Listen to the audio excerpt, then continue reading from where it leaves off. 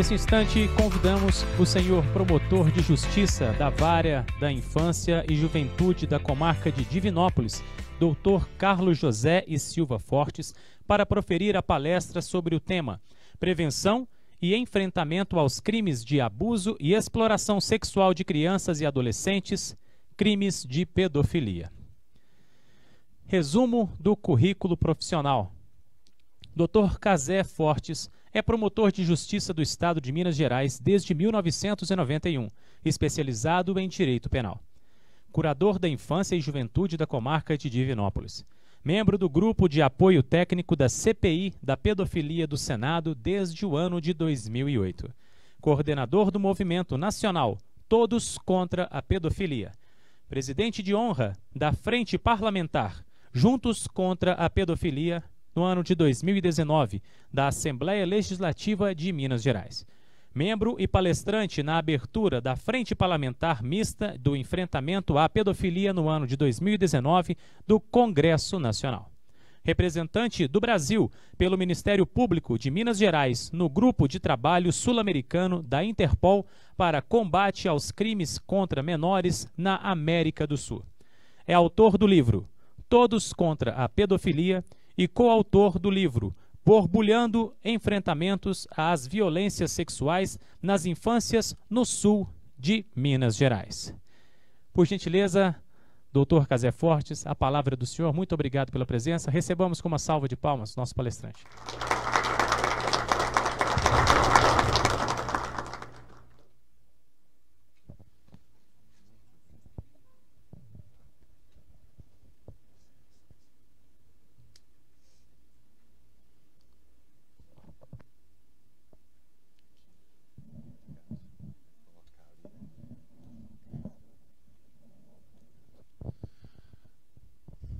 Boa tarde, amigos.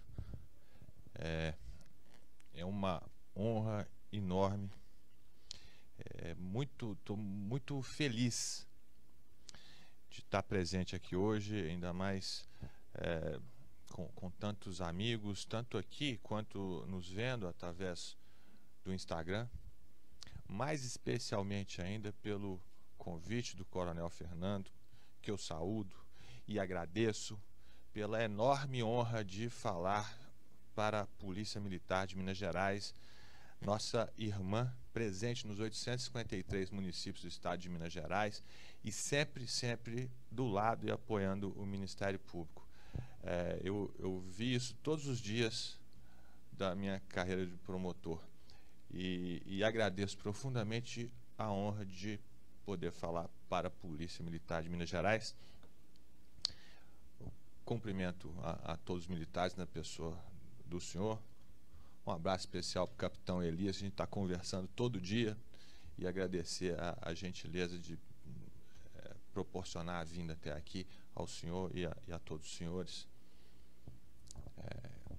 Cumprimento de uma forma especial a doutora Daniela, minha colega do Ministério Público e amiga também, na pessoa de quem eu cumprimento os nossos colegas do Ministério Público e o doutor defensor público também. Cumprimento os nossos amigos da Polícia Civil, do Corpo de Bombeiros, os senhores vereadores aqui presentes, né? Meu amigo Ronaldo, meu amigo Antônio Queijinho, Ronaldo Tanus e Antônio Queijinho, que recentemente também fizeram audiências públicas dessa natureza, o vereador Sargento, desculpa, Edinaldo, obrigado. E senhores, eu vou esperar ligar aqui a apresentação, mas eu já queria ir falando alguma coisa. Por favor, podem ligar a apresentação, mas eu já vou perguntando aqui uma coisa que eu acho que é fundamental, que tem tudo a ver com o fato de nós estarmos aqui hoje conversando e falando desse assunto. Senhores, senhoras, todo mundo que está nos ouvindo aqui, eu acho que em primeiro lugar na vida da gente está Deus, mas isso aí cada um tem sua religião ou não tem, tudo bem. Mas depois disso, me respondam uma coisa, por favor. principalmente quem tem filho, tem pessoa mais importante na sua vida do que o seu filho? Por favor, gente, podem responder. Eu estou vendo as respostas aqui, essa pergunta eu já fiz em muitos e muitos lugares. Há 14 anos eu faço essa pergunta em todo lugar, assim, literalmente, desde o Acre até o Rio Grande do Sul. E a gente sempre ouve a mesma resposta, porque isso é muito claro. Isso é muito evidente. Todo mundo valoriza os seus filhos e os coloca em primeiro lugar. Isso é natural, é biológico. Os animais são assim. Qualquer animal dá a vida para defender a sua prole. Esse exemplo é até engraçado, eu sempre falo, porque me lembro. Quem já mexeu com a galinha choca, entende bem isso, né? Então, isso é muito claro. E a nossa lei fala assim também. Deixa eu ver. Essa é a Constituição, a lei mais importante do país, todos nós sabemos. Só uma vez a nossa Constituição usou o termo que está ali grifado, absoluta prioridade, justamente para se referir a todos os direitos da criança, do adolescente e do jovem. A vida, a saúde, a educação, etc, etc, está tudo ali escrito. E colocou esses direitos como dever do Estado, da família e da sociedade, ou seja, de todo mundo. O que está escrito ali, muito bem escrito na Constituição, todo mundo já sabe. Não precisa entender de lei, não precisa nem saber ler, não precisa nem ser gente. Os bichos sabem da importância da prole. E nós sabemos da importância dos nossos filhos, de toda criança, todo adolescente. Desse artigo aí veio o Estatuto da Criança e Adolescente, uma lei que uns criticam, outros elogiam. Eu acho uma lei muito boa, que a gente tem que cumprir. Agora, por essa importância fundamental que toda criança tem, todo filho, todo adolescente, a nossa prole tem, é que quando a gente fala em crimes de abuso sexual e exploração sexual contra crianças e adolescentes, isso nos causa essa tristeza, essa revolta. É um sentimento muito forte, porque vem até de um instinto, não é só consciente, vem do nosso instinto. A gente fala de um crime de pedofilia, uma pessoa estuprou uma criança. Todo mundo fica revoltado com isso, não tem jeito. Claro. É por isso, é disso que nós vamos falar hoje. Vocês repararam, hoje o Coronel Fernando falou aqui agora, nós temos a semana contra a violência contra a mulher e do trânsito. Mas nós temos um dia especial contra o abuso e exploração sexual. Nós não temos um dia contra o homicídio, contra o furto, contra o roubo. Nós temos um dia 18 de maio. Já foi muito bem explicado aqui o porquê da data, né? Até só complementando as informações, as pessoas que estupraram a Araceli Cabreira Crespo, eles chegaram a ser julgados em 1980, foram condenados, houve um recurso, em 91 eles foram absolvidos e ficou nisso, ficou assim. E esse caso chocou todo mundo, porque uma menina pequena foi ali estuprada, depois foi violentada de várias formas, o corpo dela foi desfigurado com ácido para tentar se disfarçar, não conseguiram, dada a quantidade de violência, mas iguais a ela, gente, nós temos todo dia. Infelizmente, nós temos Araceles todo santo dia. É disso que nós vamos falar, e eu vou falar sobre isso usando como trilha da nossa conversa a CPI da pedofilia. A CPI da pedofilia aconteceu no Senado Federal, ela foi instaurada em 2008. O presidente foi o senador Magno Malta. E ao instaurar a CPI, o senador formou um grupo de apoio técnico com alguns juízes, promotores e advogados e policiais, uma turma de umas 12 pessoas. Tive a honra de participar desse grupo de apoio técnico e, bem, eu moro em Divinópolis. E a CPI aconteceu principalmente em Brasília, ficava indo e voltando, mas a princípio ela ia durar de 3 a 6 meses. Acabou durando 3 anos, foi a CPI mais longa da história do Brasil, teve 14 projetos de leis, alguns dos quais já se tornaram lei, a lei da pornografia infantil, depois a gente fala um pouquinho mais sobre ela, a lei Joana Maranhão, que fala de prescrição em crimes de abuso e exploração sexual contra crianças e adolescentes. E a gente viu pelo nosso país inteiro e até em outros países de perto esses casos de abuso e exploração sexual, e um dos objetivos principais da CPI foi desenterrar aquilo que estava tapado, aquilo que estava escondido, para que a gente tenha consciência desse problema. Eu, quando fui trabalhar na CPI da pedofilia, já tinha 16 anos no Ministério Público e não tinha a mínima noção da quantidade e da gravidade desses crimes. E acho que é importante para a gente... É importante para a nossa conversa aqui a gente fazer essa distinção, sabe? Abuso sexual e exploração sexual. Vou pedir licença só um instantinho para tirar esse paletó.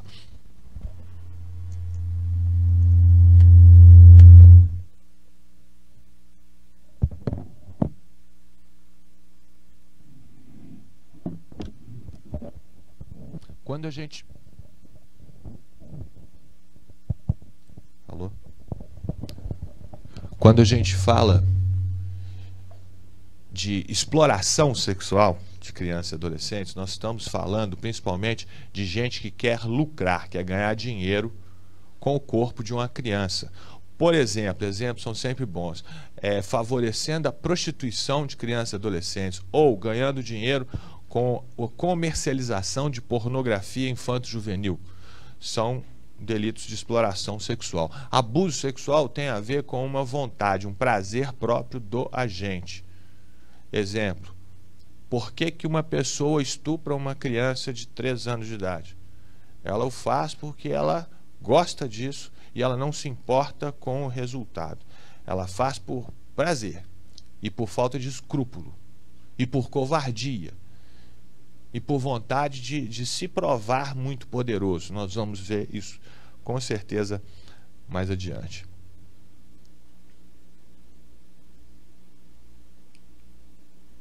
Tem vários tipos de abuso sexual e vários tipos de exploração sexual. Coloquei ali alguns para a gente ter noção, né?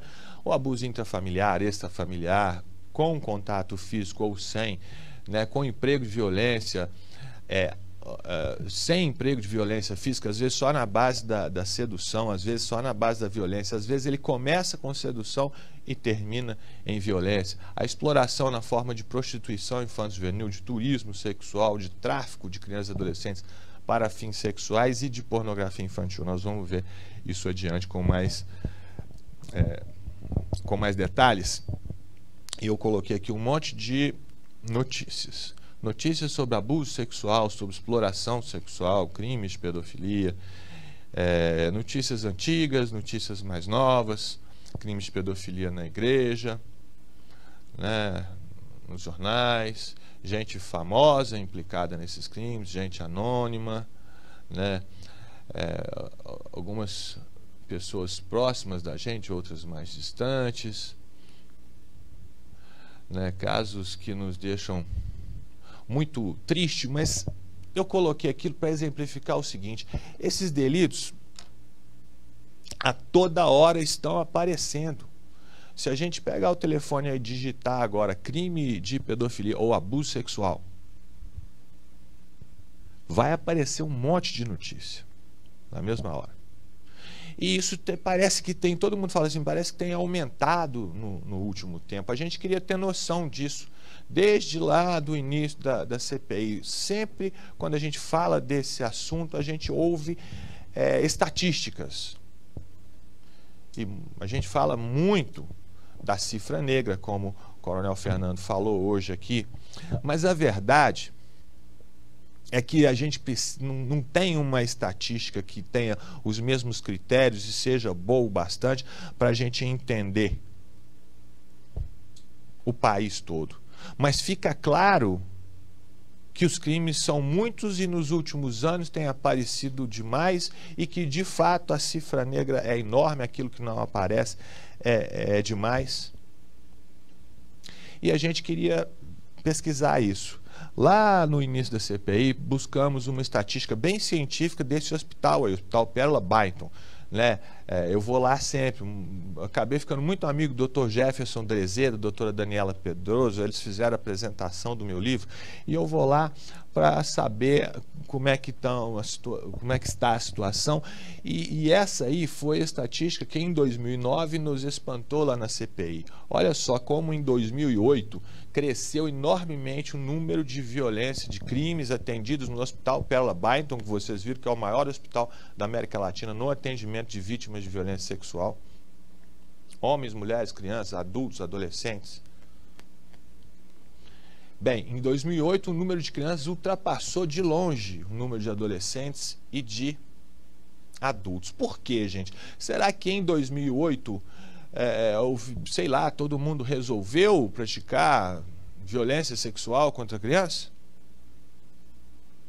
Na verdade, em 2008, foi o ano, no começo de 2008, foi o ano que foi instaurada a CPI da pedofilia. E não só a CPI da pedofilia, outras campanhas também, inclusive fora do Brasil, daqui a pouco a gente vai ver aqui, e começaram a aparecer os casos que sempre aconteceram. Sempre aconteceram. Desde que o mundo é mundo, tem esses casos de abuso e exploração sexual contra crianças e adolescentes. Aí, ó, essa conclusão dessa manchete é comum a todos os estatísticos. Em se tratando de abuso sexual de crianças, a maioria acontece dentro de casa. Por quê? É natural, porque a criança tem menos contato com pessoas de fora. Ela tem contato dentro de casa e, via de regra, na escola.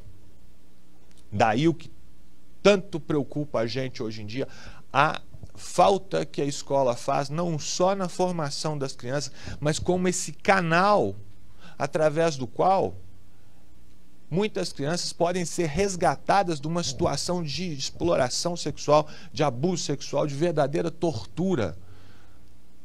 Foram muitas e muitas vezes em que a gente viu que foi o professor ou a professora, a pessoa que conseguiu saber de um caso de estupro dentro de casa, né? Infelizmente, é muito comum que isso aconteça com parentes próximos, pai, padrasto, irmão, e a gente tem muitas mães, às vezes negligentes.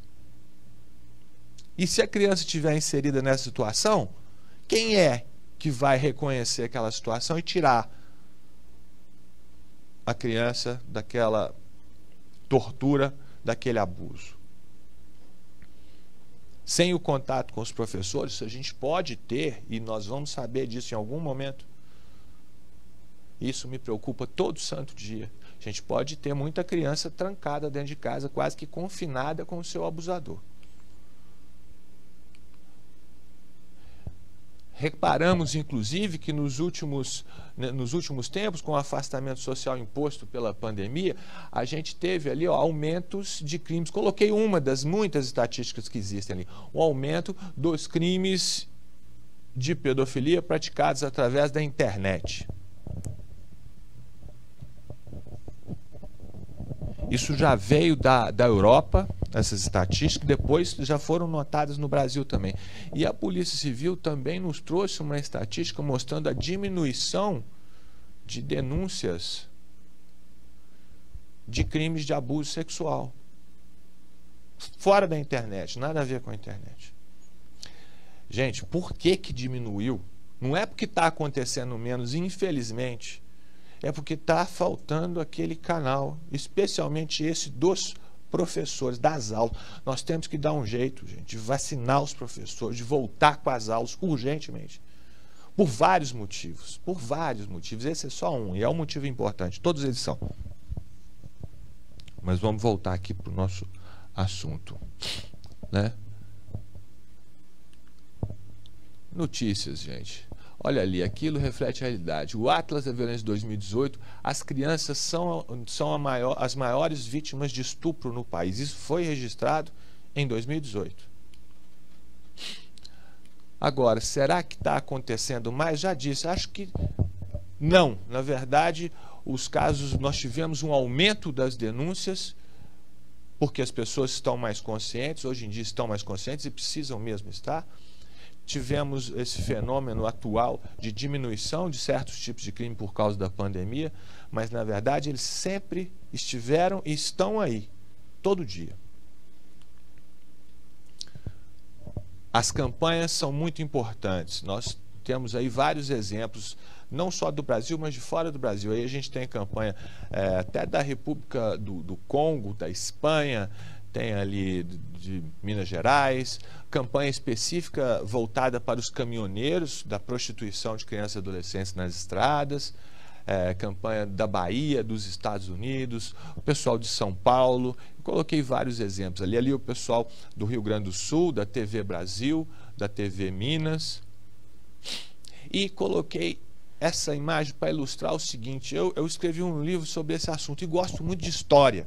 Então pesquisei e eu posso dizer que desde que existe registro de violência sexual contra crianças e adolescentes. Nos navios dos colonizadores que vieram para o Brasil, já existia isso. Nas reduções, ou seja,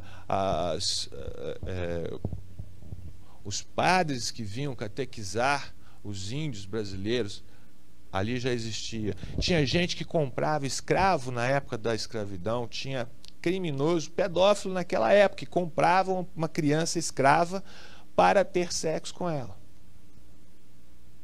Isso sem contar no resto do mundo, nós temos registros antiquíssimos.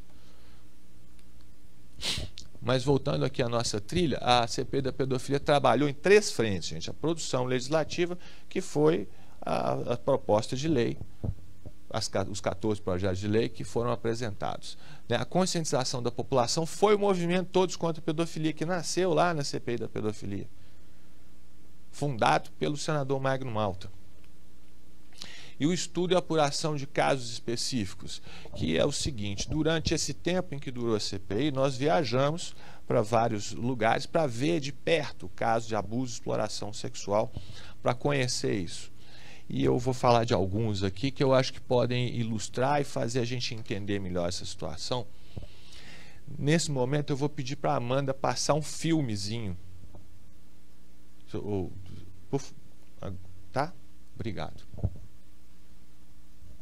É um filme rápido.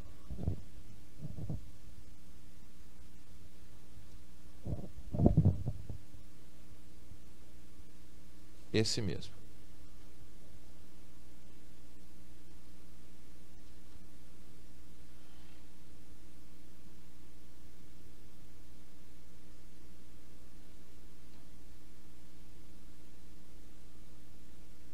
Olha ali, gente. Aquela mulher está levando aquela menina para ser entregue a um criminoso pedófilo. Esse filme foi feito em Boa Vista, capital de Roraima. Ela está ali impaciente para entregar esta criança, que ele vai colocar no carro e levar para um motel para estuprar. Ela está ganhando dinheiro para isso, claro.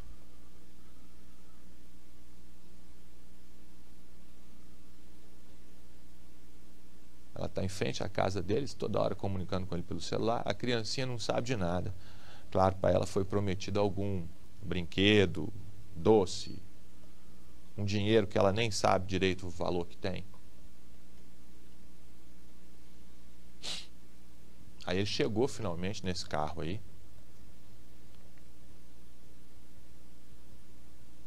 Ó, foi identificada a placa. Ela já entrou com a criança ali, ó, puxando pela mão.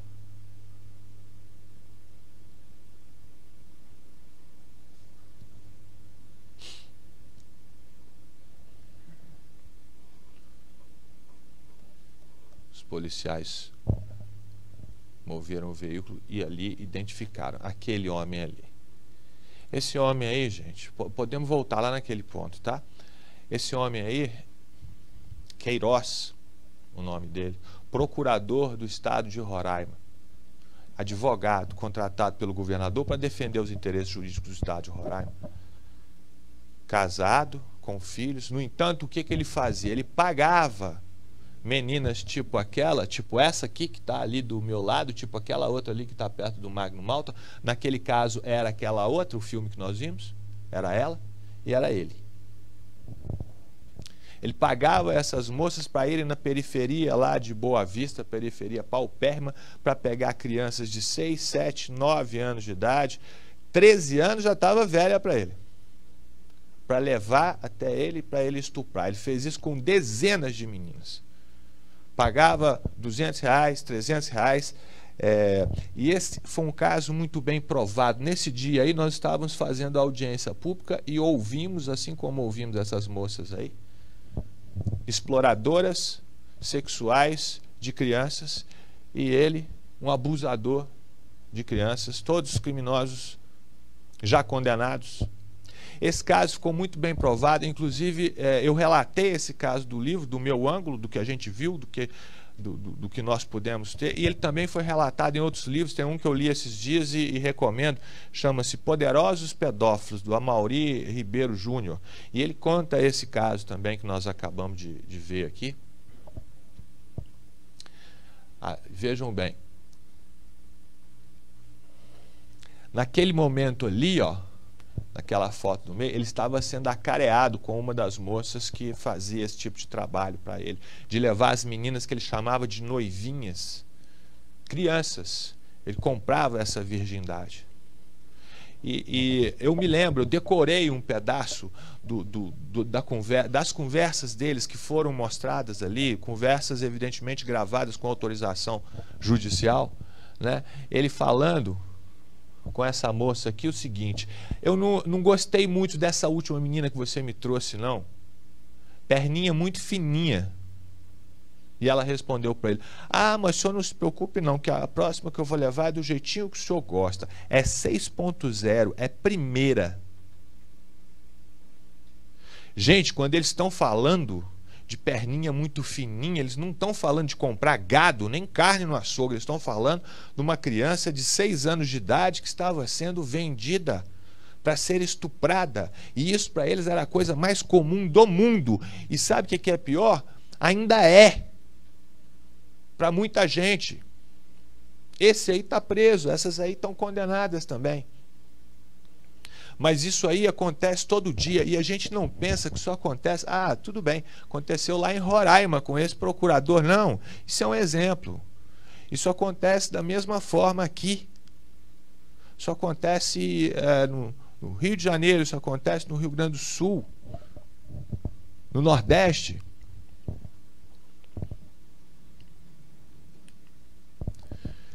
Esse, pelo menos, essa aí é uma das fotos que dá para mostrar. Claro que ele tinha no celular dele, porque ele tirava foto enquanto tinha relação lá com as crianças. E não era só ele não, tinha outras pessoas que faziam isso também. As cafetinas costumavam fazer até leilões, tipo assim, chegava com a criança, ligava para um e falava: ó, tô com uma noivinha aqui, nova, quanto que você paga?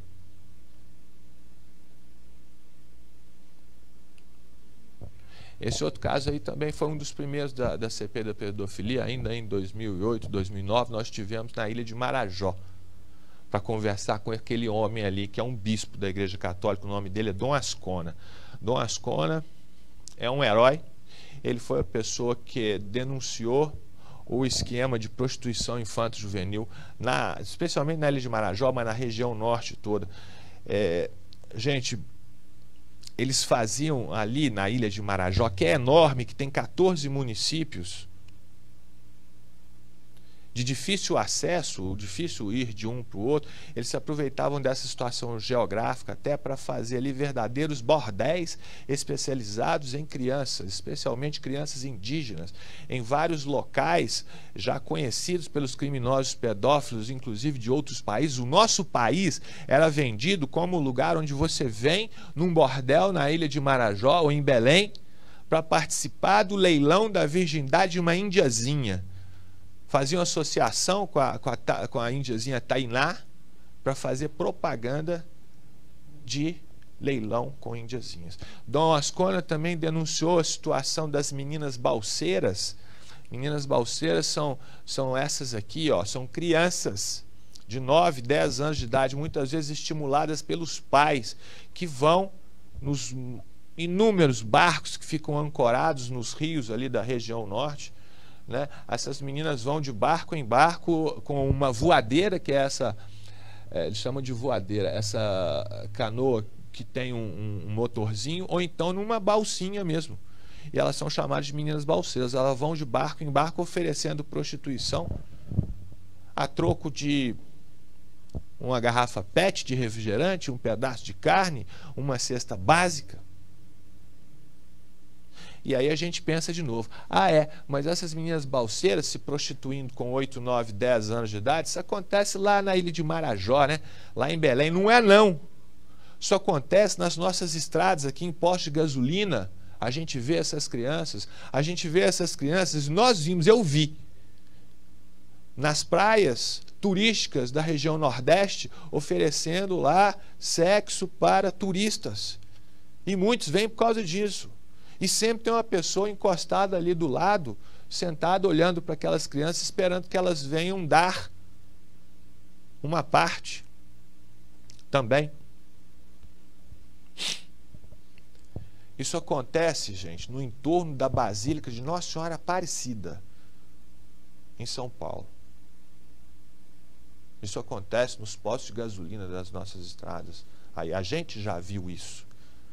Isso não está normal. Isso é crime de pedofilia, isso é exploração sexual de crianças.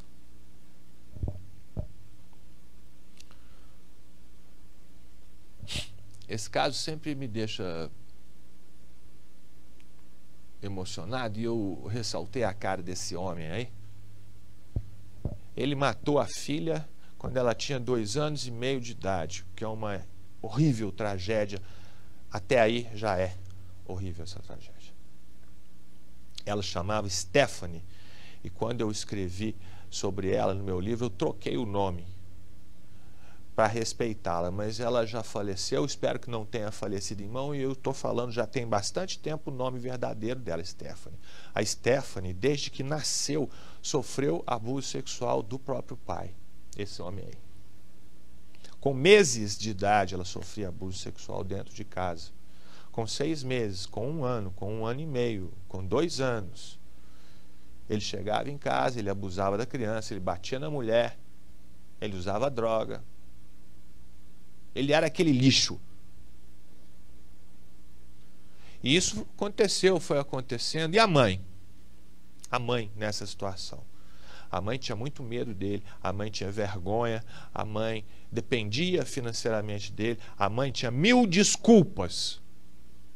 Nenhuma justificativa para não cuidar da filha, porque não existe justificativa para uma mãe que vê isso e não faz nada, para um pai também que não toma providência para proteger o seu filho, embora a gente veja isso acontecer.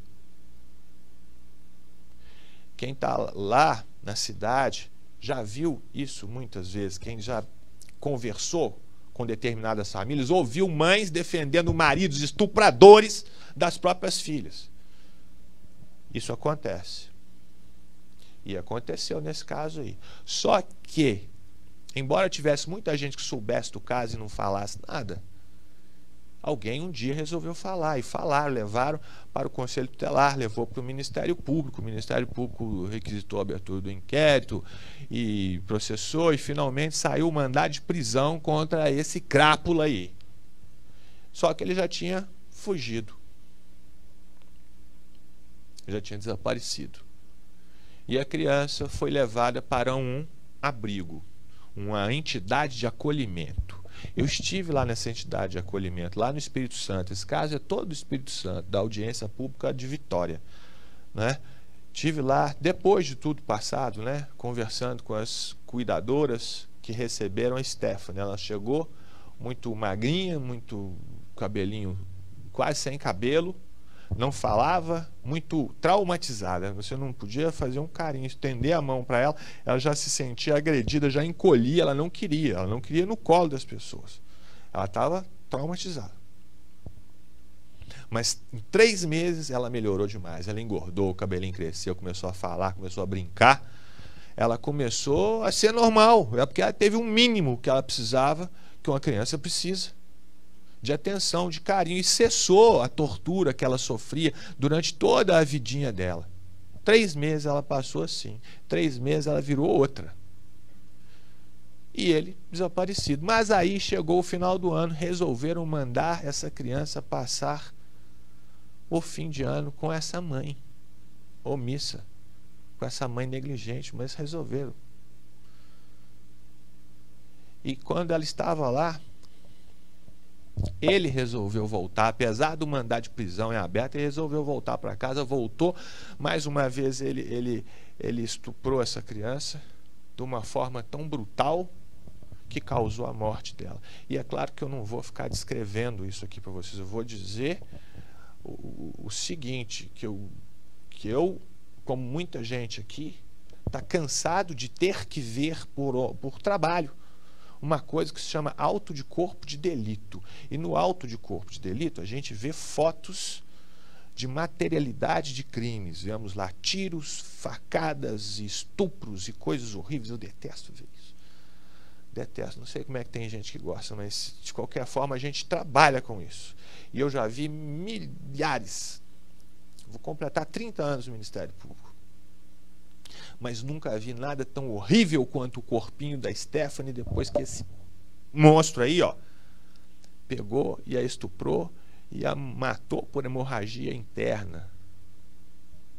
E eu fiquei olhando para aquelas fotos daquela criancinha e me deu uma coisa tão ruim que eu não sei nem explicar. E eu não sei, um homem feito, eu tive vontade de ir para casa, de falar, não quero, cansei de ver essas coisas, não dá. E fiquei pensando também de quem que era a culpa, sabe? E sei que a culpa era minha. E a culpa é nossa, é dos senhores também, das senhoras que estão ouvindo a gente, porque todos nós fazemos parte de uma sociedade que abafa esses casos aí, que não liga para eles como deveria, que não investe o que deveria para evitar que eles aconteçam e para tratar deles quando acontecem, e acontecem toda hora. Nós tínhamos que ter vergonha, porque isso é toda hora, e nós somos culpados. E naquele momento ali, vou dizer para vocês, eu estou aqui hoje, eu já disse isso aqui em Uberlândia outra vez, eu estou aqui hoje por causa dessa menina que eu nunca vi na vida, eu só vi fotos do corpo destroçado dela. Porque quando a gente tem vontade de largar tudo, quando a gente fica desanimado, quando a gente fica com raiva, quando a gente fica assim, a gente tem que virar o jogo e usar essa energia que é ruim para uma coisa boa. E do mesmo jeito que eu queria largar tudo embora, eu mudei de ideia e falei, eu nunca mais é que eu vou largar e vou adiante, fazer o que eu puder. E cada um tem a obrigação de fazer o que puder também, para evitar que casos como esse aconteçam, porque eles acontecem todo dia. Infelizmente eu posso dizer que nos últimos 14 anos não se passa um só dia, nem mesmo hoje, em que eu receba notícia de um caso dessa natureza. E, bem, gente, cada um tem que assumir sua responsabilidade de fazer tudo o que puder. E são vários casos, aqui são exemplos, eu acho que eu vou andar um pouco mais rápido agora, para a gente ter tempo de tratar de outros assuntos. Esse caso de Catanduva, também em São Paulo, interior de São Paulo, foi estudado pela CPI da pedofilia. Um senhor lá, o apelido dele era Zé da Pipa.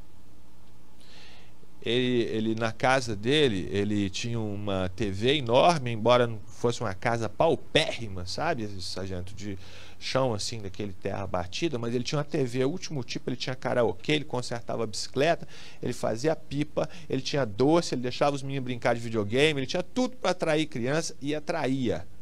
E sabe o que ele fazia? Ele abusava dessas crianças. Mas, além disso, ele tirava foto dessas crianças, fazia uma espécie de um catálogo, de um book, e levava essas fotos para outras pessoas escolherem ali as crianças que eles queriam receber para abusar. E a gente pensa, que absurdo, que coisa cinematográfica, sei lá, maluca. Mas não, estava acontecendo ali em Catanduva e infelizmente não é novidade. É fácil para qualquer criminoso pedófilo virar para uma cafetina exploradora sexual de crianças e falar, arruma uma novinha para mim. E o pior é que a gente ouve aí de certas pessoas, sabe o que, gente? Sabe o que? Fala assim, outro dia eu ouvi e fiquei muito bravo com isso, porque a pessoa chegou e falou, mas também tem certas meninas aí, viu, que tá com 12 anos de idade, com 13 anos de idade, mas vive andando na rua aí, num shortinho apertado, e barriga de fora, e mexendo com os homens, e cheio de maquiagem. Aí o cara cai numa dessa, pá, crime de pedofilia. Né? O cara falou isso pra mim. E eu falei, que absurdo que você tá falando. Isso é um crime, falar isso é um crime. Porque aquela menina que tá ali, vivendo dessa forma aí, se expondo tarde da noite, ou não, ou de dia mesmo, se expondo lá de uma forma inadequada para a idade dela, um comportamento errado, especialmente na idade dela, ela está assim porque nós já falhamos com ela. Cadê o Estado, a família e a sociedade? Está bonito escrito lá na Constituição, que não deu educação para essa criança, para essa menina, para essa adolescente. Se ela está lá assim, é porque ela não teve uma família para dizer para ela, uma mãe e um pai, para falar, minha filha, não se vista assim, não mexa com as pessoas, não seja uma prostituta. Ela não teve. Então, já falhamos com ela. Ela já está em situação de risco. E aí, o que a pessoa faz com essa criança em situação de risco? Dá a mão a ela? Tenta educá-la? Tenta explicar para ela que aquilo está errado, que aquilo vai trazer péssimas consequências para ela? Não, ele se aproveita dessa situação para o seu prazer próprio e põe a culpa na menina e no menino, que tem muito menino assim também. Mesma coisa que você pegar e encontrar uma pessoa que foi agredida, foi assaltada, aí o que você faz? Você ajuda? Não, você dá mais um chute e vê se tem alguma coisa para você roubar também. É a mesma coisa. Mas vamos seguir. Esse caso é um dos que está narrado também naquele livro que eu citei, aí, Poderosos Pedófilos, sabe? É o caso do prefeito da cidade de Coari, no Amazonas.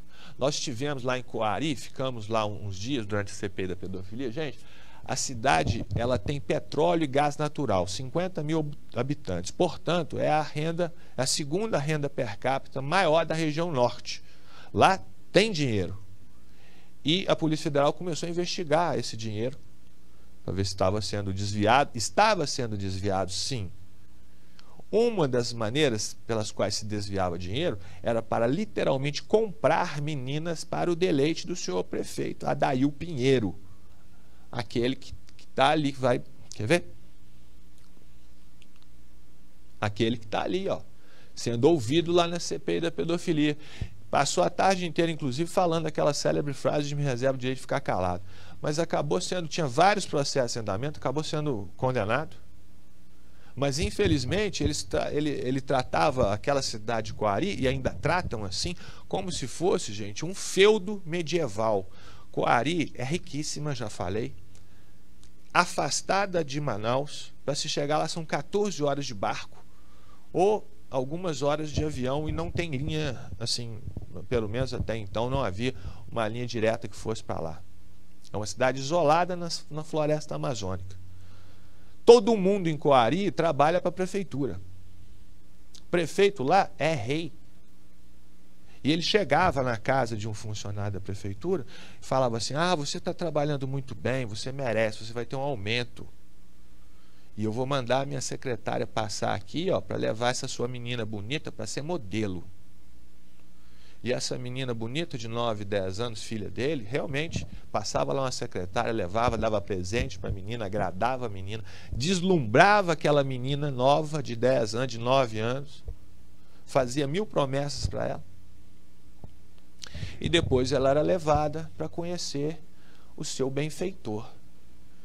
E quase que automaticamente ela se sentia no dever de se entregar para ele. E se ela reclamasse, como algumas reclamaram, ela que estava errada. Ninguém vai acreditar em você. E seu pai vai perder tudo que ele teve lá de aumento, de benefício e tal. E isso durou durante muito tempo. Mas finalmente a CPI da pedofilia teve lá, e não só por isso, mas as pessoas começaram a falar. E quando um fala, encoraja outro. E finalmente ele foi, né? Gravaram ele conversando com esse secretário. Olha o diálogo, gente.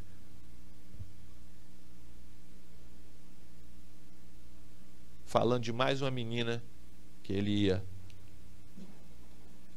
Esse é um caso muito parecido, só que ocorrido no interior do Piauí. E um monte de casos que a gente tem no nosso estado, né?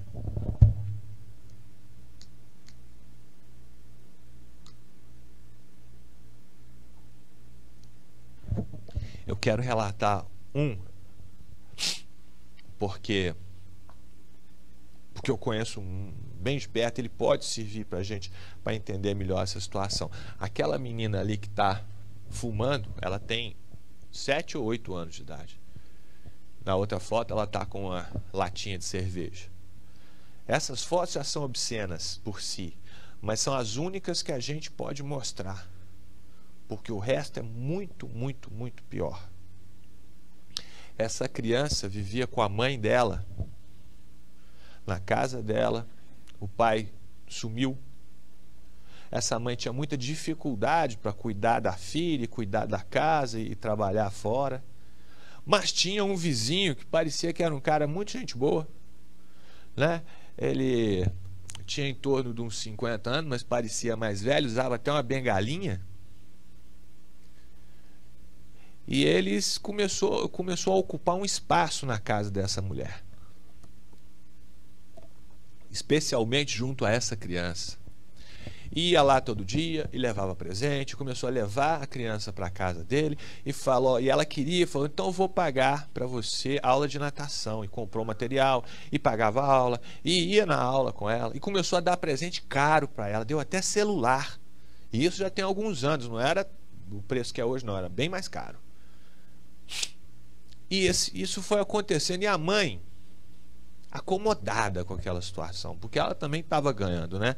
Ele estava pagando as coisas para a criança, levava a cesta básica, ela aproveitava, sem contar que ajudava a cuidar. Ele era aposentado e toda hora a menina na casa dele, e aquilo estava ficando esquisito. O povo do bairro começou a achar meio estranho. Aí entrou em cena a professora, e veja como é importante. Essa criança começou a apresentar sinais de que estava sofrendo abuso sexual. Porque criança, gente, um parênteses aqui, criança não fala que está sofrendo abuso sexual, nem exploração sexual. A criança não fala porque ela tem medo, porque ela tem vergonha, mas principalmente porque, na maioria das vezes, ela não reconhece aquela situação como tal. Ela acha que isso é normal.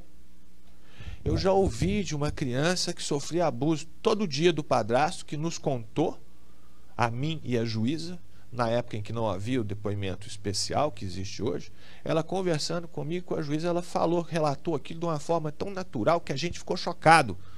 E ela percebeu o choque da gente, ela virou e falou assim, mas todo pai não faz isso com a filha, não? Porque para ela aquilo era normal. E tem um monte de gente aí nessa situação, inclusive gente famosa que só veio a falar e reconhecer e cair a ficha que sofreu abuso depois já na idade adulta. Então é preciso que a gente reconheça, e mais adiante eu vou falar de alguns sinais e alguns exemplos que a gente pode observar.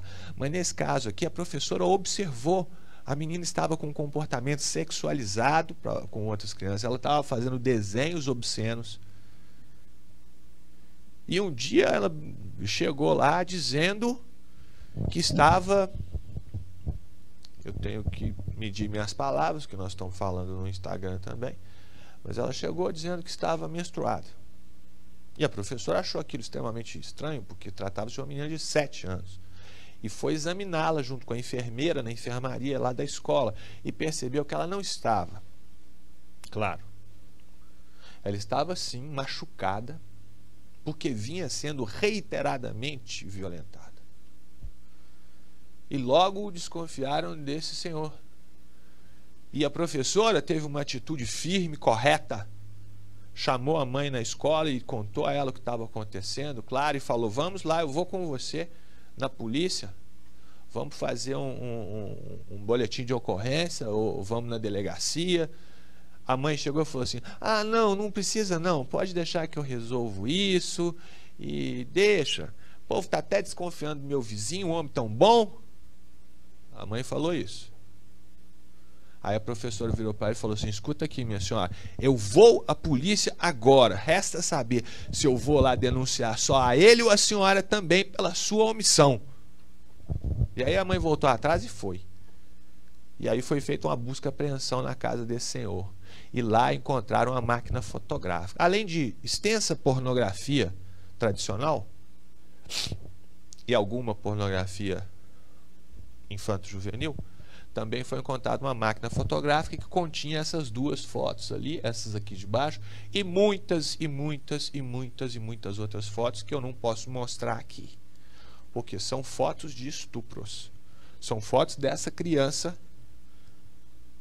mantendo relações com aquele senhor, de várias formas, realizando ali várias fantasias, ao que parece.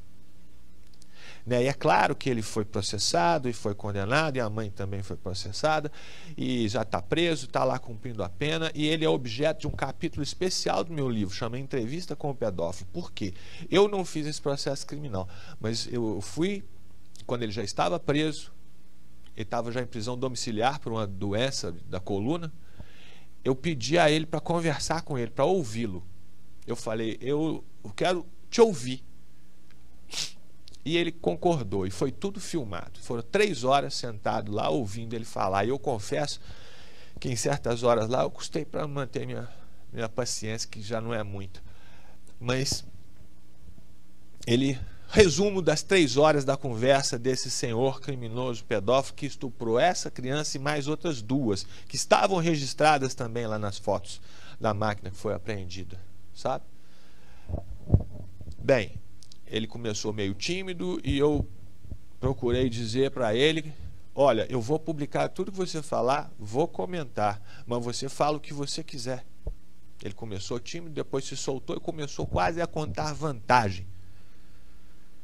E no entendimento dele, a culpa de ter acontecido isso tudo, dele estar preso, do erro todo, é que essas meninas provocam a gente demais, doutor. Elas são diabólicas.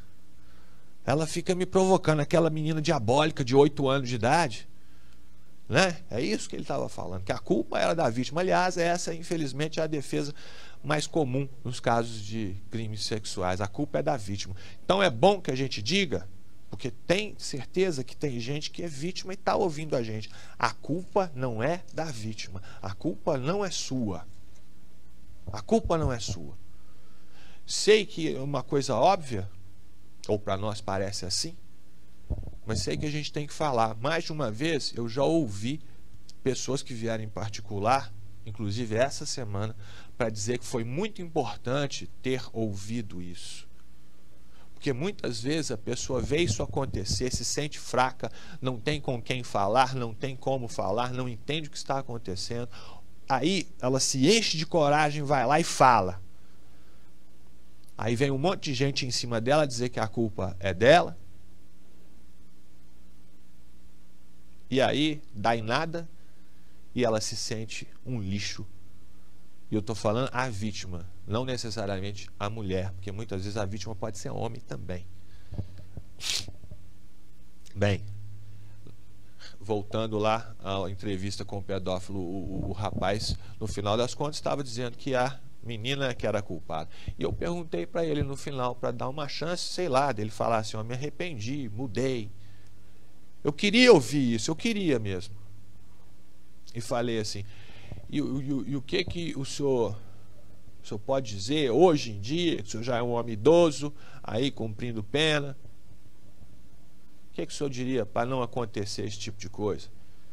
Aí ele falou, não pode acontecer esse tipo de coisa não. Eles ficam esse negócio, dá muito direito para as crianças, né?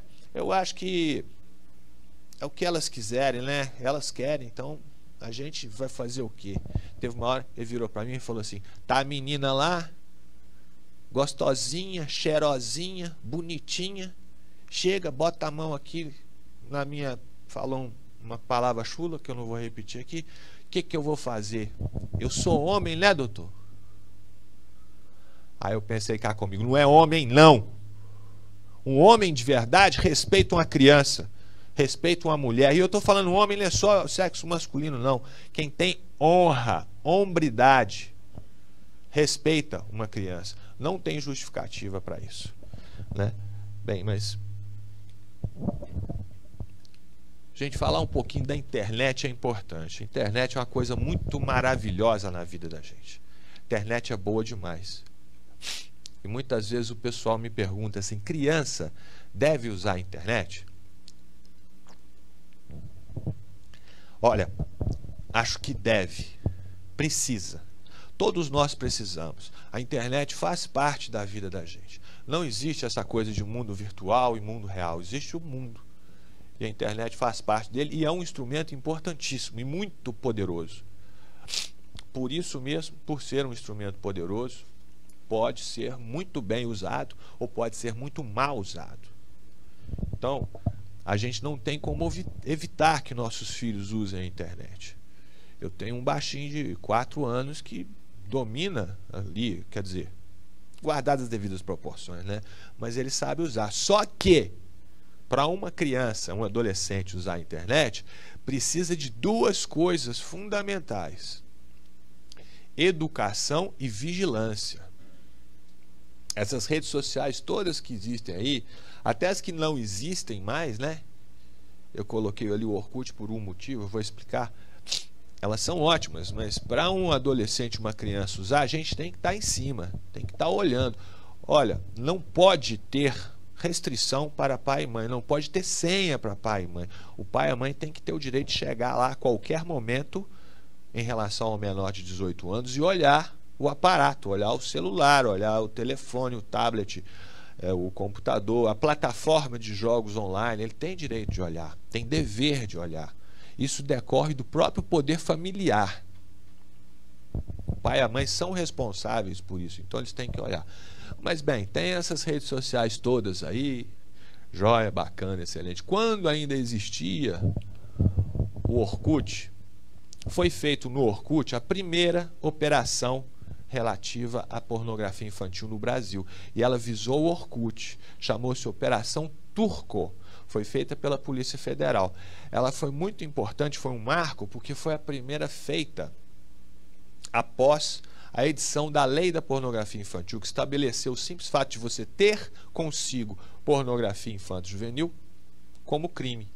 Porque antes dessa lei, o que acontecia é que muitas vezes você encontrava uma pessoa com milhares, milhões de fotos horríveis, registros de estupro, coisa horrorosa. Estava claro que ele estava negociando aquele material, que ele estava estimulando crimes de pedofilia, mas o fato dele ter aquele material não configurava crime.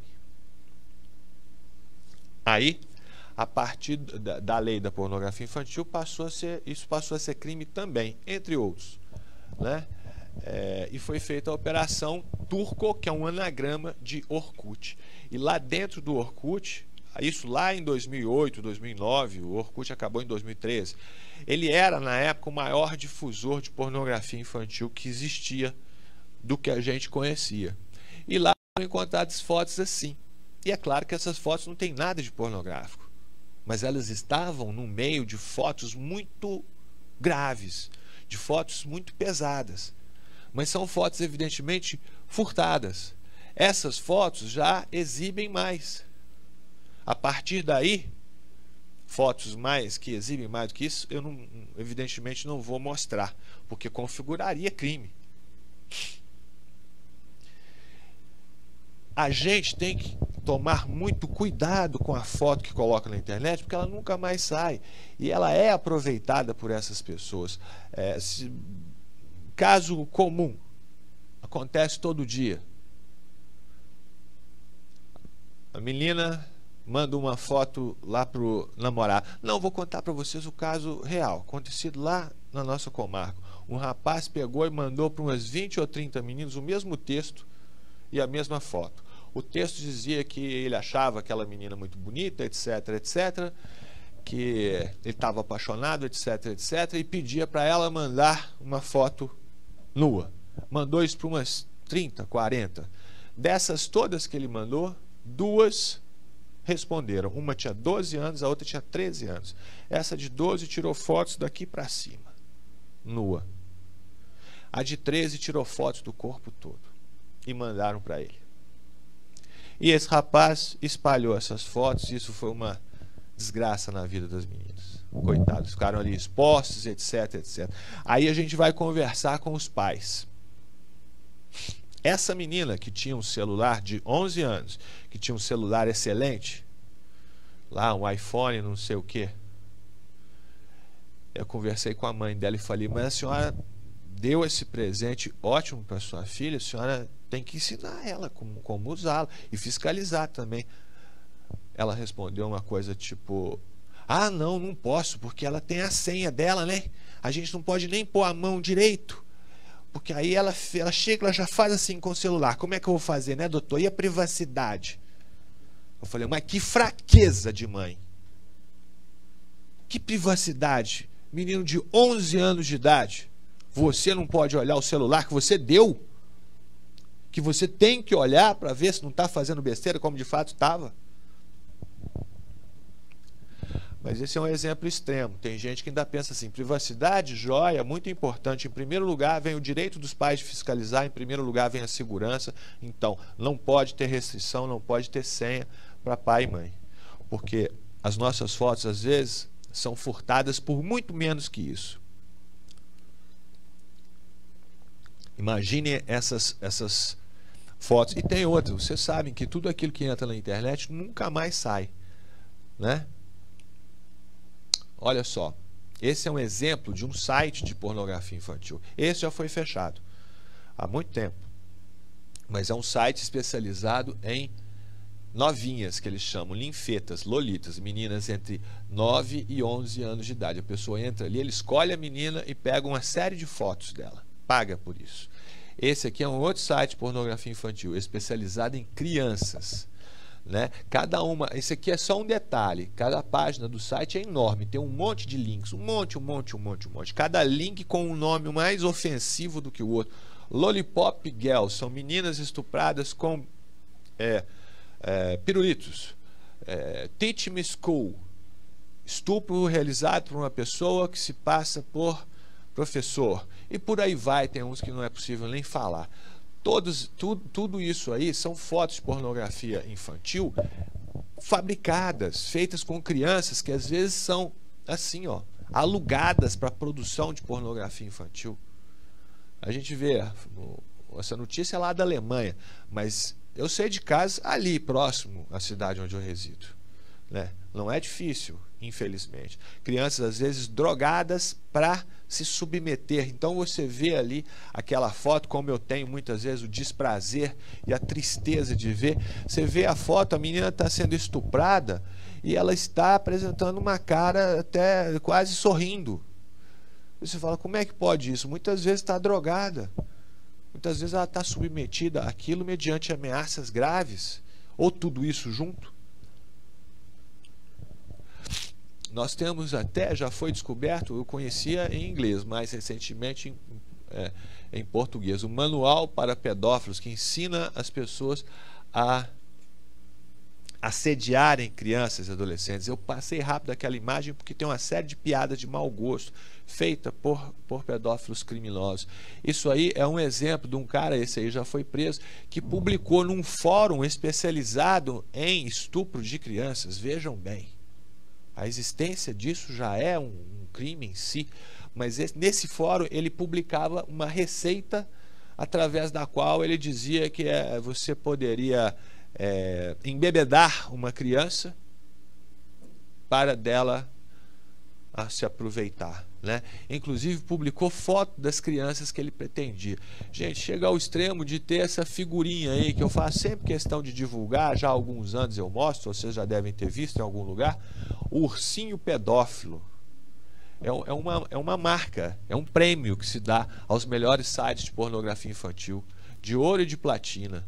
O Pedobia foi uma imagem criada por ativistas pedófilos para marcar assédio com crianças. Ele está sempre associado a personagens infantis, sempre com piadinhas de mau gosto. Se vende fantasia do Pedobia para ser usada por pedófilos. Esses aí são códigos usados pelos seguidores do Pedobia. Outra coisa importante que tem acontecido muito e está previsto na lei como um crime específico é o assédio malicioso ou grooming. A pessoa que se faz passar, às vezes, por uma criança.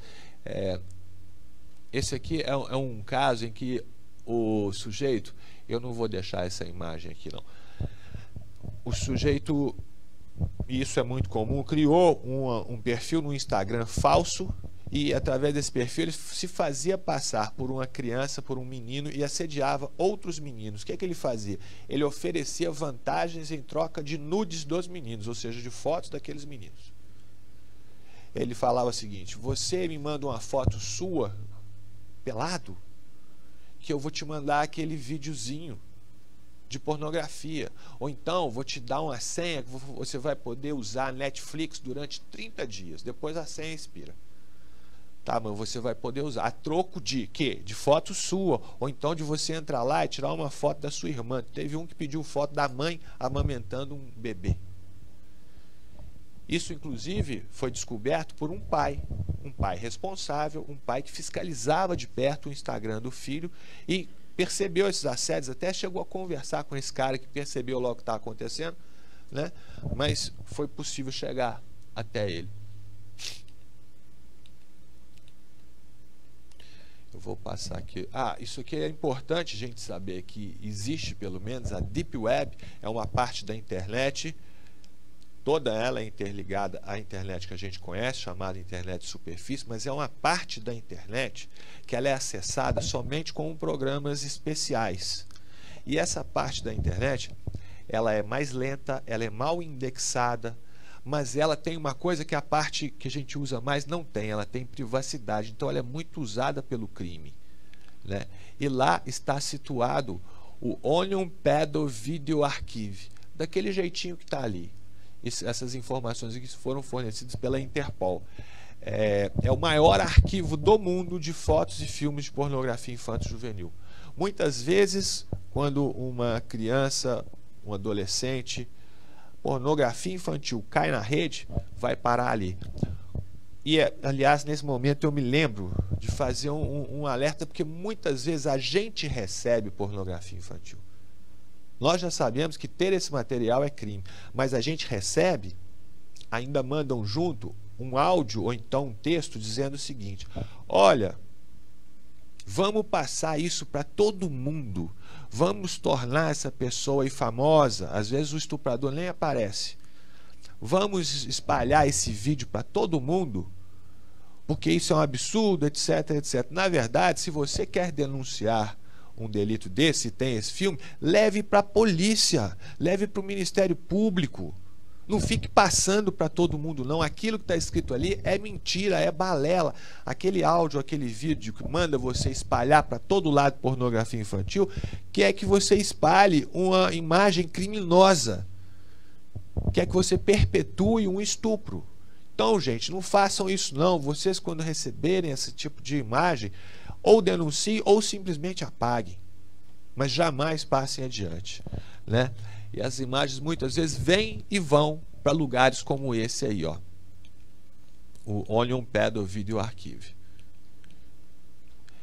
Gente, eu queria falar uma coisa sobre a palavra pedofilia, porque eu já vi muitas vezes pessoas dizendo o seguinte: olha, pedofilia não é crime, pedofilia é uma doença. Olha, não tem pedofilia no Código Penal, não. Isso é uma questão meramente de nomes. Etimologicamente, a palavra pedofilia significa afinidade com crianças. Pedos, criança, filia, afinidade. Essa palavra, essa mesma palavra, é usada em dois contextos com significados diferentes.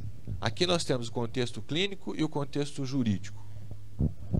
No contexto clínico, de medicina, psiquiatria, psicologia, a palavra pedofilia ou pedossexualidade ou pederose significa uma das dezenas de parafilias que já foram registradas.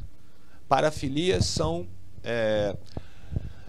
orientações sexuais não ortodoxas, para dizer de uma forma popular, taras sexuais. A pessoa que é portadora de uma parafilia não quer dizer que ela é doente mental. Quer dizer que ela tem uma característica de excitação sexual diferente. Tem vários tipos de parafilias. Zoofilia, atração sexual por animais. Necrofilia, atração sexual por gente morta. Riparofilia, atração sexual por gente suja. Síndrome de Pigmalião, atração sexual por estátuas. Sadismo e masoquismo, ou juntos sadomasoquismo, que a gente cansou de ver naquele filme 50 Tons de Cinza, é um tipo de parafilia. E também existe a pederose, ou pedossexualidade, ou pedofilia, que é uma das parafilias, aquela em que a pessoa tem atração sexual por crianças, que é uma coisa bem desigual. Às vezes a criança que atrai é um bebê, mas também pode ser de uma idade média, ou quase adolescente, ou adolescente. Pode ser só menino ou só menina. E o simples fato da pessoa ser portadora dessa parafilia não faz dela um criminoso ou uma criminosa. O que faz dela um criminoso ou uma criminosa é cometer um crime. Um fato que está descrito na lei como crime. Então, esse conceito de parafilia é da medicina. Vamos deixá-lo aqui do lado. Aí vou falar agora de um outro conceito que usa essa palavra e é parecido, mas não é a mesma coisa. Aí a gente fala no plural. Crimes de pedofilia. São vários. Crimes de pedofilia são todos os crimes de abuso sexual ou de exploração sexual que estão definidos no Código Penal ou no Estatuto da Criança e do Adolescente.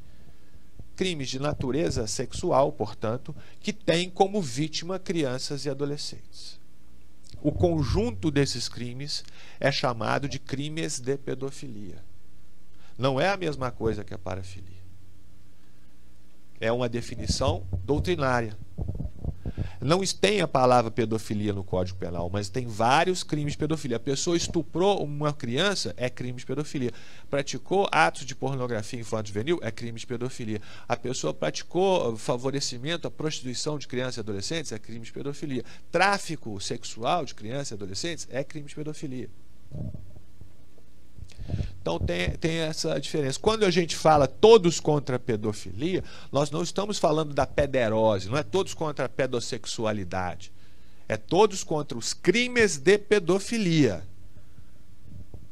E, aliás, a intenção de falar isso vai muito além de dar uma mensagem interessante. É em si um ato de proteção. Quando você se manifesta ostensivamente que você está atento, que você sabe o que é isso, que você sabe que é abuso sexual, que você sabe que é exploração sexual, quando você fala sobre isso de uma forma clara, fala, olha, eu estou atento, eu estou de olho, nós estamos tomando conta. Você está dando um recado importante, você está dando um recado para as autoridades, você está dando um recado para a sociedade, você está dando um recado para as famílias, você está dando um recado para o criminoso em potencial. Você está dizendo para ele o seguinte, olha, nós não aceitamos esse tipo de coisa, Se isso acontecer, nós vamos fazer o que for necessário para proteger as nossas crianças. Portanto, não mexa aqui com as nossas crianças. É isso que Todos contra a Pedofilia significa, gente. E proteja nossas crianças, e faça bonito, e carinho de verdade. Qualquer dessas campanhas e movimentos, todas são igualmente importantes para a gente dar o recado. Não só no dia 18 de maio, não só no Maio Laranja, mas esse recado tem que ser dado todo dia. Todo dia a gente tem que estar de olho e falar que está de olho. Porque esse criminoso pedófilo, seja ele pedófilo clínico ou não, mas que pratica crimes sexuais contra criança e adolescente, ele é, por natureza, covarde e tem necessidade de se firmar em cima de uma pessoa mais fraca. E quando ele ouve que você está atento, que você está tomando conta, isso intimida a ação dele. Esse é um dos objetivos principais da CPI, da campanha Todos contra a Pedofilia. Eu vou passar algumas partes mais rápido aqui, gente, porque são bem técnicas e eu sei que eu não estou atrapalhando o horário aqui. Eu quero falar sobre isso. A gente precisa saber que existem organizações de ativismo pró-pedofilia. A NAMBLA é a mais famosa de todas. North American Men and Boy Love Association. Eles têm publicações, eles têm site, eles têm encontros periódicos, eles têm fóruns na internet. Isso é ostensivo. A NAMBLA fica sediada nos Estados Unidos, lá isso é legal. Eu acredito que aqui no Brasil não seja, porque seria apologia ao crime. Você está ali fazendo apologia, dizendo que é bonito um crime. Mas lá é. E não é só essa não, existem dezenas dessas entidades, algumas ostensivas, outras secretas. A segunda maior chama-se Martgin, é originária da Holanda. Ela tem aquele lema esquisitíssimo ali, ó: Sex before 8 or else it's too late. Ou seja, sexo até os 8 anos, depois já é tarde demais. E essas organizações, elas buscam legalizar o sexo com crianças.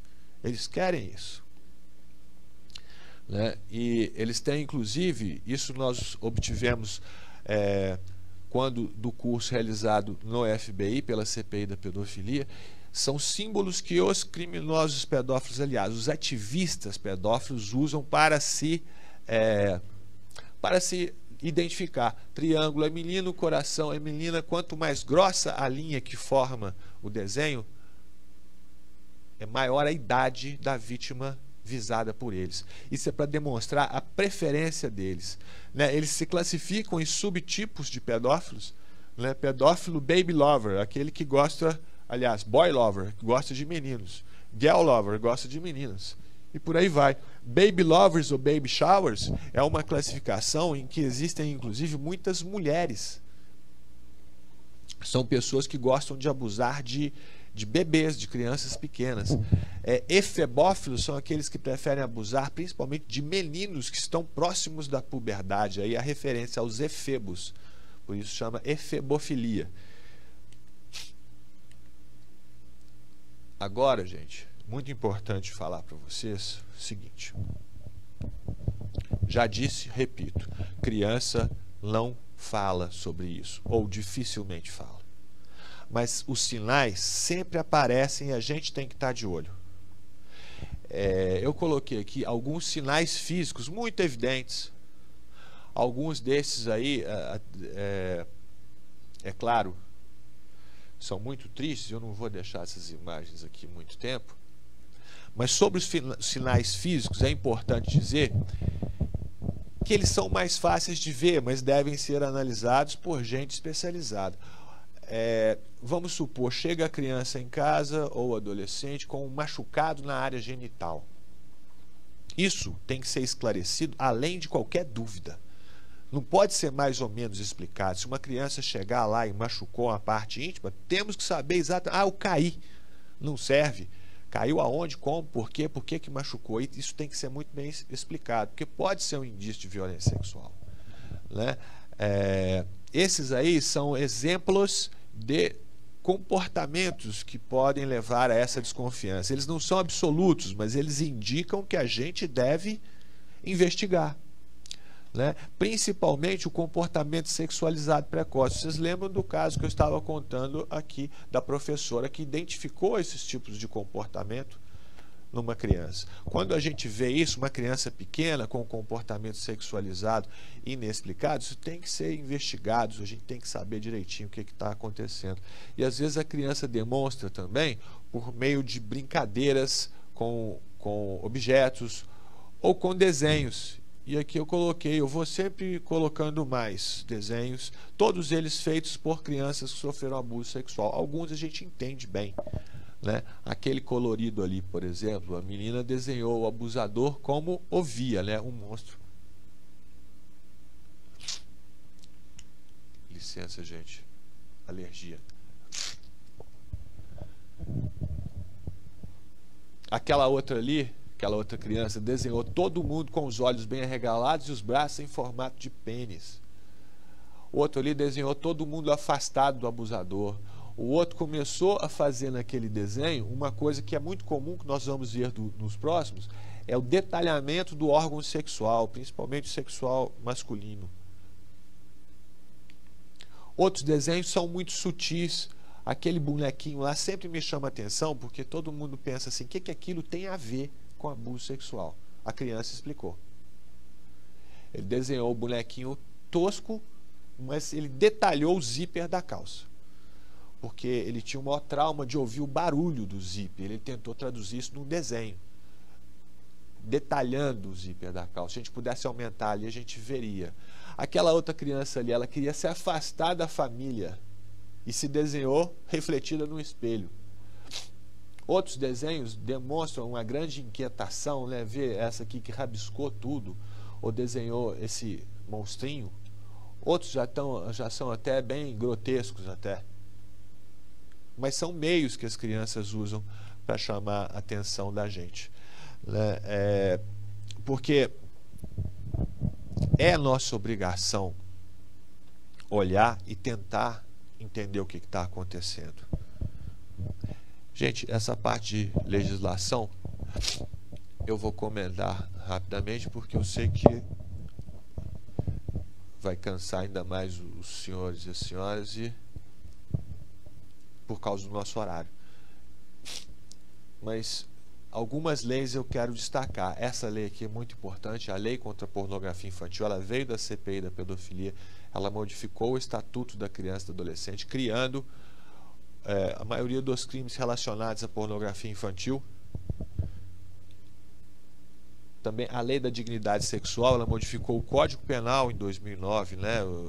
Trazendo um nome mais adequado, inclusive. Antigamente, a parte do Código Penal que tratava de crimes sexuais chamava crimes contra os costumes, porque veio daquela linguagem usada no Código Penal, que foi escrito na década de 30, né? Promulgado no começo dos anos 40. E se referia aos bons costumes, inclusive sexuais. Mudou para a Lei da Dignidade Sexual, mas essa foi só uma mudança no título. Ela teve muitas mudanças importantes, né? Estabeleceu o crime de estupro de vulnerável. Ter relação sexual com pessoa menor de 14 anos é estupro. Ponto. Não existe mais uma dúvida que existia no passado aí, né? Se depende da situação da vítima, isso ou aquilo outro. Não. Ficou claro agora, menor de 14 anos é estupro de vulnerável. E fim de papo. O processo passou a correr em segredo de justiça por causa das vítimas e tantas outras modificações que vale a pena a gente conhecer melhor. A Lei Joana Maranhão fala da prescrição nos crimes de abuso e exploração sexual, ou seja, dos crimes de pedofilia. Ela também veio da CPI da pedofilia, feita em homenagem àquela nadadora, Joana Maranhão, que vocês se lembram, que ela... Por que ela chama Joana Maranhão? E tem a ver por que ela existe. Joana Maranhão, quando era criança, sofreu abuso sexual do seu treinador. Isso foi o que ela disse. Ela disse isso quando ela já tinha 20 e poucos anos de idade, passados muitos anos. O crime já estava, então, prescrito. E acabou que ela que foi processada. Então, hoje em dia, se ninguém tomou providência na época certa, quando aconteceu, a própria vítima pode tomar providência depois de fazer 18 anos. que a prescrição só vai começar a correr a partir do momento em que ela fizer 18. E tem essa lei mais recente também, que foi importante, que criou alguns delitos novos que, quando praticados contra criança e adolescente, também são crimes de pedofilia, né? Bem, agora eu vou passar bem rápido aqui, que são... Mas vou deixar aqui, coronel, viu? A apresentação já está aqui, que está à disposição, quem quiser ver mais detalhes. E para terminar, vou contar para vocês do movimento Todos contra a Pedofilia, que eu já falei, surgiu lá no início da CPI da pedofilia e está firme e forte aí até hoje. O objetivo dele é esse, é levar informações, chamar atenção para o assunto, para que nós possamos prestar atenção, utilizar tudo que nós temos para cuidar de crianças e adolescentes. E também para a gente nunca esquecer de se manifestar. Repito, manifestar agora, 18 de maio, Maio Laranja, tudo isso é muito importante, mas todo dia é importante. Esse movimento aí tem muitos artistas que participam e tal, e isso é importante, porque essas pessoas têm o poder de chamar atenção para o assunto, né? Mas qualquer pessoa que se manifesta já pratica aí a proteção pelo simples fato de dar esse recado. A gente tem manifestações especiais nesse mês, especialmente dia 18 de maio, mas o ano inteiro tem esse tipo de manifestação. E eu queria dizer que a gente tem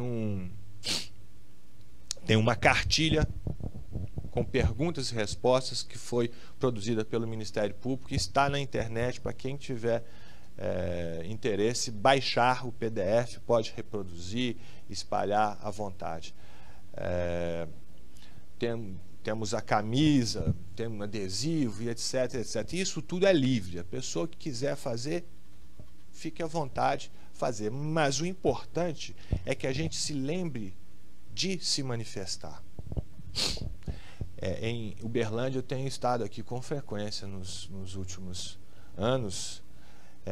Esses dias participei de 2 audiências públicas com o Queijinho, com o Ronaldo, né? E já há alguns anos participava. E eu vejo, gente, especialmente nessa época do ano, que muita gente se mobiliza para falar a respeito desse assunto. E por quê? Aí volta aquela pergunta, por que nós temos um dia especial?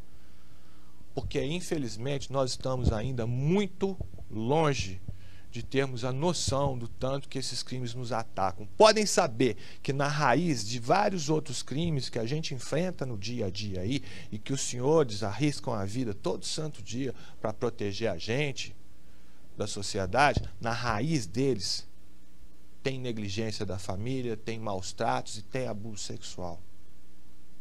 Hoje, vindo para cá, eu estava ouvindo audiolivro, um audiolivro sobre serial killers, alguns não tão famosos, e estava contando a formação deles, para ver de onde vem isso. Tem gente, uma pequena parcela, que é ruim de natureza. Estou falando de acordo com a Ana Beatriz Barbosa Silva, aquela autora do Mentes Perigosas, Psicopata Mal-Olada. A Ana Beatriz é uma amiga muito querida, até ela escreveu o prefácio do meu livro. Mas a maioria de nós, se tiver uma boa criação, vai ser uma pessoa muito melhor. Agora, se for ali, na sua infância, maltratado, agredido, negligenciado, vai gerar muitos problemas no futuro. Vários desses abusadores que eu estava lendo, hoje mesmo, hoje de manhã, estavam relatando o seguinte: a mãe sofreu abuso sexual dentro da casa dela. Os filhos dela também sofreram do marido dela. Quando foram reclamar com ela, ela diz: se é assim mesmo, aguenta. E a pessoa se sente mal com isso, se sente um lixo e acaba perpetuando esse tipo de coisa. Os crimes de exploração sexual, de prostituição, de pornografia infantil, sim, tem a ver com dinheiro. Mas abuso sexual, gente, acontece na mansão, acontece na favela, acontece com quem se veste bem, com quem se veste mal. É praticado por homem, é praticado por mulher também. de várias idades e todas as religiões e quem não tem religião também. Então, gente, só para terminar, a partir de agora, eu fico muito feliz em dizer para os senhores, para as senhoras, que todos nós temos mais trabalho e mais responsabilidade. Porque não é possível a gente tomar conhecimento de fatos como esses e não mudar a nossa maneira de agir para mudá-los, para mudar essa realidade. Porque tá aí, é muito fácil falar, olha, tem um monte de estupro, a cada hora acontece isso. No Brasil, a cifra negra, como eu falei. Mas nós não podemos só ficar falando isso, a gente tem que mudar isso. E todos os atos que nós praticamos são importantes. De acordo com a nossa Constituição, cada direito da criança e do adolescente é a prioridade absoluta. Então, cada decisão que nós tomemos tem que levar em conta a criança e o adolescente como prioridade. É todo dia o dia de cobrar que essa prioridade deixe de ser um artigo bonito lá na Constituição e passe a ser realidade. Todo dia é dia 18 de maio também. Todo dia é maio laranja também. É importante que seja, porque não dá para a gente conviver com esse tipo de coisa sem fazer nada. E repito, todos podem fazer, é nossa responsabilidade.